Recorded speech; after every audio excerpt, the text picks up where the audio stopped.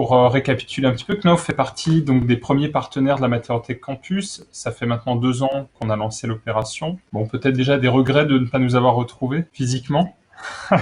Oui, je pense que dans un monde qui est de plus en plus digitalisé, je pense que les échanges sont importants. Et ce qui est intéressant pour nous aussi, c'est de croiser d'autres partenaires et de partager un peu les raisons pour lesquelles on souhaite être davantage au contact des étudiants, parce que c'est important de préciser qu'on a un rôle à jouer par rapport à ces étudiants.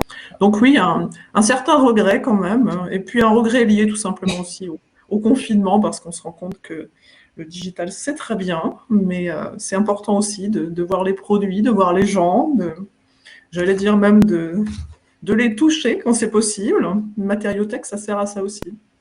Est-ce que c'est des opérations, des actions que vous réalisiez déjà auparavant au sein de ces écoles ou pas? Pas particulièrement sous ce format, on va dire, physique de rencontre, hein, ou de mise à disposition de matériothèque. Ce qui a pu être fait, c'est plutôt des échanges, on va dire, des tables rondes. Ça a été fait dans un cadre, il y a quelques années déjà, dans un cadre plutôt quasi artistique, où on avait souhaité faire se rencontrer des artistes et une école d'architecture.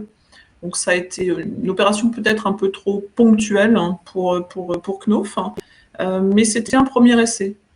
Vous présentez avec Knauf et Organique des plafonds acoustiques en laine de bois. Vous présentez également des plaques décoratives. Pourquoi est-ce qu'on avait mis l'accent sur ces produits? On estime qu'il y a beaucoup de travail à faire à la date d'aujourd'hui en matière de design acoustique. On pense qu'on a un rôle à jouer en tant qu'industriel pour maîtriser, on va dire, justement l'acoustique du bâtiment, en tout cas sur les solutions produits qui sont les nôtres. Et donc, on pense que c'est un bon moyen, en présentant ces solutions produits, d'ouvrir un petit peu l'attention sur la problématique acoustique dans le bâtiment.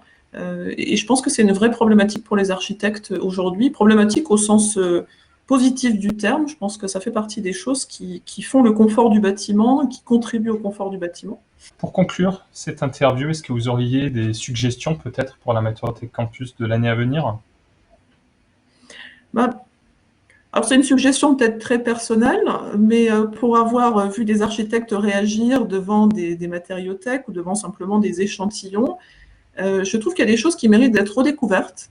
Je parlais tout à l'heure des classiques, des standards du marché, et je me rends compte en fait que parfois, à force de dire que c'est standard et classique, eh bien, on ne les voit plus, ces produits.